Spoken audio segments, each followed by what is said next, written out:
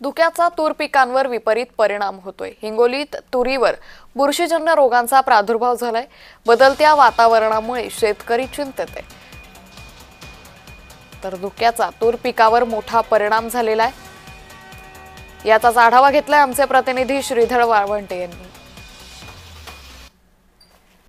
संपूर्ण मराठवाड्यामध्ये मागील 3 ते 4 दिवसापासून थंडीची लाट मोठ्या प्रमाणात झाली आहे आणि हिंगोली जिल्ह्यामध्ये अनेक शेतकऱ्यांनी जे आहे ते तुरीचं पेरणी केलेली आहे आणि मोठ्या प्रमाणात शेतकऱ्यांनी तूर घेतलेली आहे। परंतु या तुरीवर सकाळचा प्रहार जे आहे ते धुळीमुळे या ठिकाणी पिकावर बुरशीजन्य व कीड रोगांचा प्रादुर्भाव झाल्यामुळे अनेक पिकांची देखील या ठिकाणी नुकसान तर झालीच आहे, परंतु यासह तूर पिकावर देखील मोठ्या प्रमाणात नुकसान झाली आहे।